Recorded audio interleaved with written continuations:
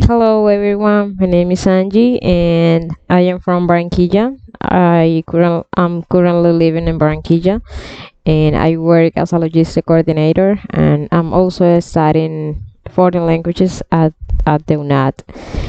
Now let's start with the course recognition. The purpose of the course is to strengthen foreign language, linguistic, social linguistic, and pragmatic competencies by accomplishing or a production task in given sets or real-time interaction to effectively communicate and discuss complex issues.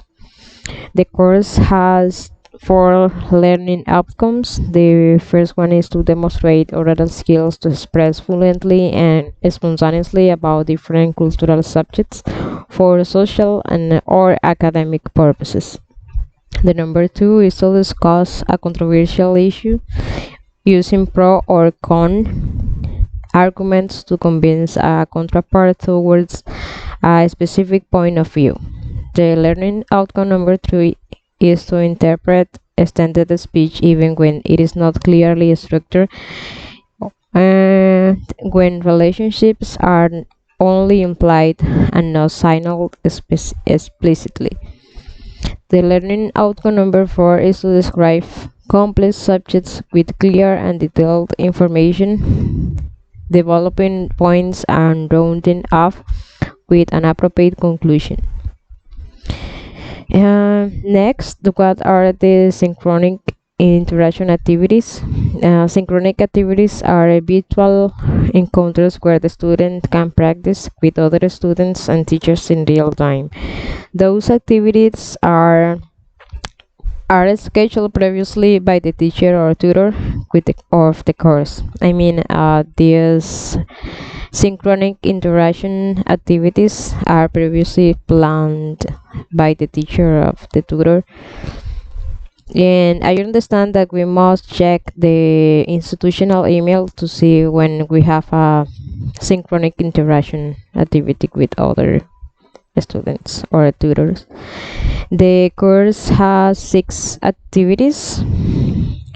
Which activities in the course imply real-time interaction?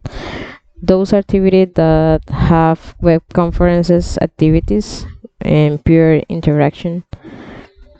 And now I am going to summarize in my own words the course rules and conditions. The first one is that we must avoid plagiarism and always use Netiquette when using the virtual platform. Number two, our PC must have the technical requirement to develop our activities.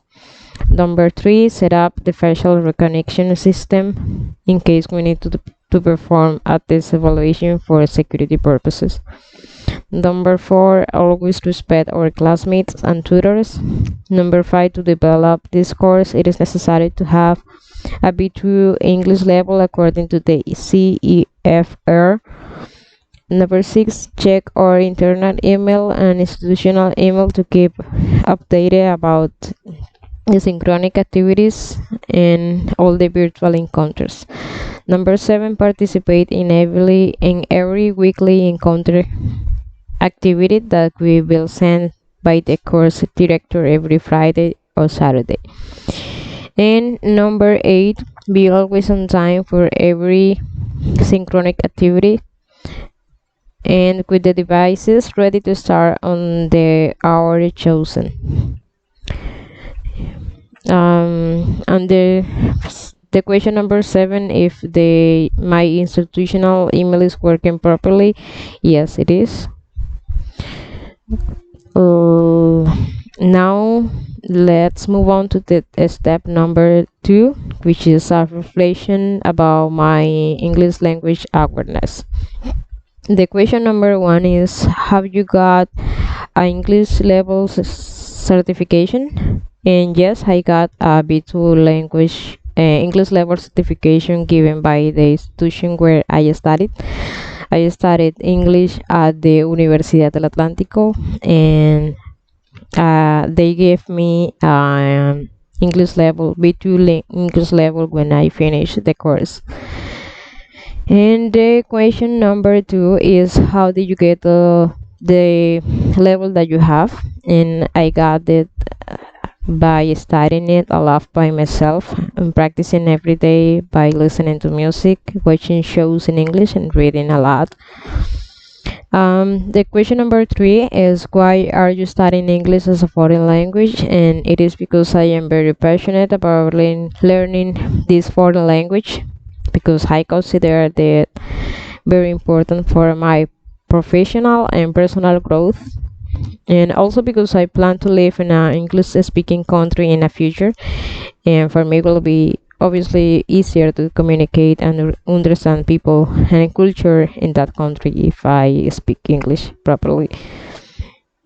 Number four, how is studying language as an adult different from studying it as a child?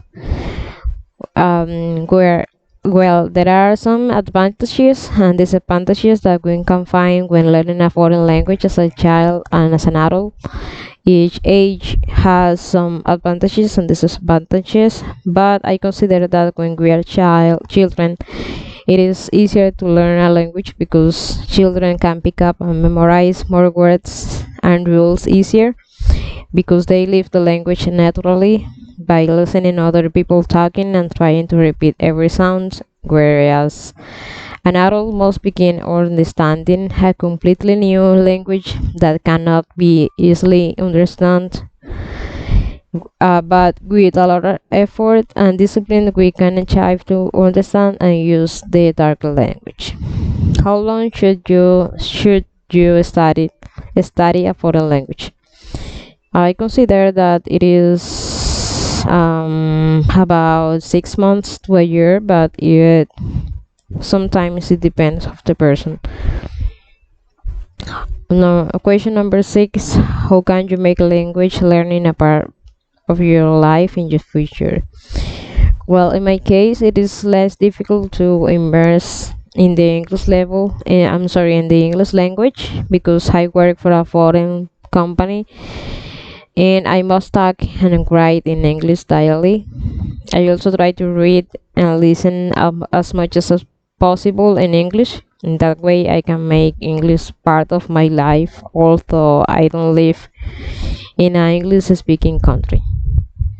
And finally, the question number seven is how can you organize lifelong language learning?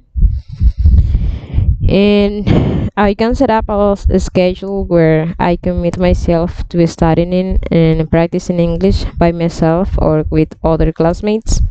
Setting in an hour um, a day will make it easier to me to organize my time and tasks towards my English level. Thank you for your attention and have a great day.